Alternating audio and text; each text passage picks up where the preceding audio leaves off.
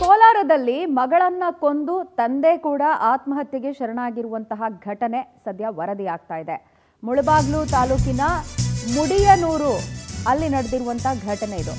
ಉಸಿರುಗಟ್ಟಿಸಿ 5 ವರ್ಷದ ಮಗಳು ನಿಹಾರಿಕಾಳನ್ನ ತಂದೆನೇ ಕೊಲೆ ಮಾಡಿಬಿಟ್ಟಿದ್ದಾರೆ. ಆ ಬಳಿಕ ಶವವನ್ನ ಕಾರಲ್ಲಿಟ್ಟು ತಾನೂ ಕೂಡ ನೇಣಿಗೆ ಶರಣಾಗಿದ್ದಾರೆ. ಮರಕ್ಕೆ ನೇಡು ಬಿಗಿದುಕೊಂಡು ತಂದೆ ಲೋಕೇಶ್ ಆತ್ಮಹತ್ಯೆ ಮಾಡ್ಕೊಂಡಿರೋದು.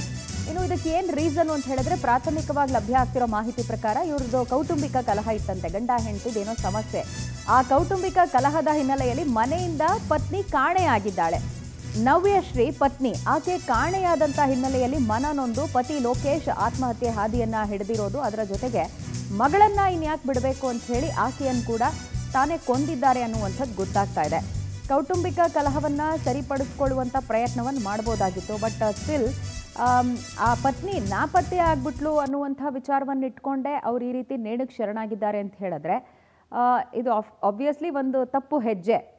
ಆಕೆಯನ್ನು ಹುಡುಕುವಂಥ ಪ್ರಯತ್ನವನ್ನು ಮಾಡ್ಬೋದಾಗಿತ್ತು. ಅಥವಾ ಆಕೆ ಕಾಣಿಸ್ತಾ ಇಲ್ಲ, ಆಕೆ ತಮ್ಮ ಸಮೀಪ ಇಲ್ಲ ಅಂತ ಹೇಳಿ ಅಷ್ಟು ಮನನೊಂದಿದ್ದು ಅಂತ ಹೇಳಿದ್ರೆ ಎಷ್ಟು ಮಟ್ಟಿಗೆ ಆಕೆ ಮೇಲೆ ಅಭಿಮಾನ, ಪ್ರೀತಿ, ವಿಶ್ವಾಸ ಇತ್ತು ಅನ್ನುವಂಥದ್ದನ್ನು ನಾವು ಗಮನಿಸ್ಕೊಳ್ಬಹುದು.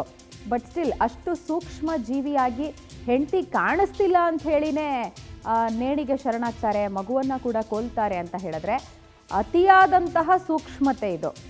ಸಮಸ್ಯೆಗೆ ಸಾವು ಒಂದೇ ಪರಿಹಾರ ಆಗಿರೋದಿಲ್ಲ. ಬಟ್ ಕೌಟುಂಬಿಕ ಕಲಹವನ್ನು ಸರಿಪಡಿಸ್ಕೊಳ್ಳುವಂಥ ಪ್ರಯತ್ನ ಆಗಿರ್ಬೋದು. ಜೊತೆಗೆ ಹೆಂಡತಿ ಕಾಣೆಯಾಗಿದ್ದಾಳೆ ಅಂತ ಹೇಳಿದ್ರೆ ಆಕೆಯನ್ನು ಹುಡುಕಿ ವಾಪಸ್ ಕರ್ಕೊಂಡು ಬರುವಂಥ ಪ್ರಯತ್ನ, ಇದೆಲ್ಲವೂ ಕೂಡ ಬೇಕಾದಷ್ಟು ಆಪ್ಷನ್ಸ್ ಇತ್ತು. ಬಟ್ ಸ್ಟಿಲ್ ಯಾಕೆ ಮಗಳನ್ನು ಕೊಂದು ತಾನೂ ಆತ್ಮಹತ್ಯೆಗೆ ಶರಣಾಗಿ ಏನು ಸಾಧನೆ ಆಯ್ತು ಇವಾಗ?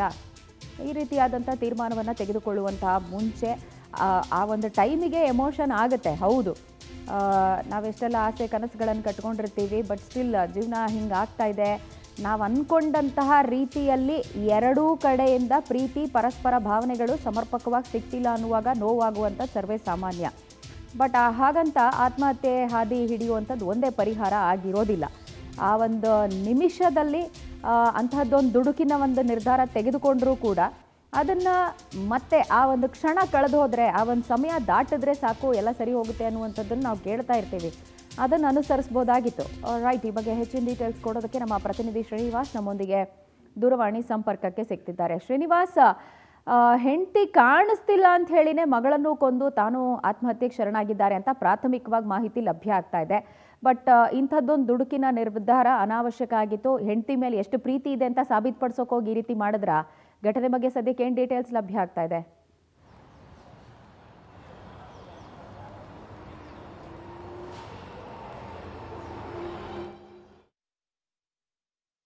ಹಳ್ಳಿಯ ಮತ್ತು ಸುತ್ತಮುತ್ತ ಜನಕ್ಕೆ ಬಹಳಷ್ಟು ನೋವನ್ನು ತಂದಿರುವಂತ ಒಂದು ಘಟನೆ ಅಂತ ಹೇಳ್ಬೋದು.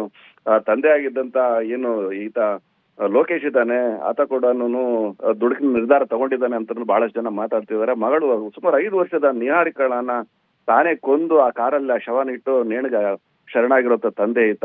ಮನೆಯಲ್ಲಿದ್ದಂಥದ್ದು ಬಹಳಷ್ಟು ದಿವಸಗಳಿಂದ ಏನು ದಂಪತಿಗಳಿಗೆ ಒಂದಷ್ಟು ಜಗಳ ನಡೆದಿತ್ತು, ಒಂದಷ್ಟು ಮನಸ್ತಾಪ ಆಗಿತ್ತು ಅನ್ನುವಂಥದ್ದು ಇಲ್ಲಿನ ಗ್ರಾಮಸ್ಥರು ತಿಳಿಸ್ತಾ ಇದ್ದಾರೆ. ಇದೇ ಒಂದು ಕಾರಣಕ್ಕೋಸ್ಕರ ಈತ ಈ ನಿರ್ಧಾರ ತೆಗೆದುಕೊಂಡಿದ್ದಾನೆ ಅನ್ನುವಂಥದ್ದು ಇಲ್ಲಿನ ಜನರ ಮಾತಾಗಿದೆ.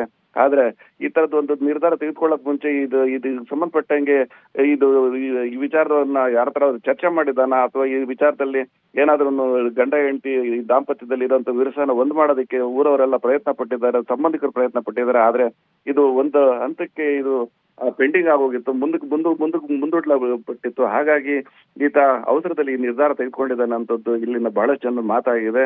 ಸದ್ಯಕ್ಕೆ ಪತ್ನಿ ಅದೇನು ಏನು ನವ್ಯಶ್ರೀ ಇದ್ದಾಳೆ, ಆಕೆ ಕೊಡುವಂತ ಒಂದು ಹೇಳಿಕೆ ಮೇಲೆ ಇದು ಒಟ್ಟಾರೆ ಏನು ಘಟನೆ, ಇದು ಪ್ರಕರಣ ಏನು ಅನ್ನೋಂಥದ್ದು ಗೊತ್ತಾಗಬೇಕಾಗಿದೆ. ಪ್ರಜ್ವಲ. ರೈಟ್ ಶ್ರೀನಿವಾಸ್, ಥ್ಯಾಂಕ್ ಯು ತಮ್ಮೆಲ್ಲ ಡೀಟೇಲ್ಸ್ಗೆ.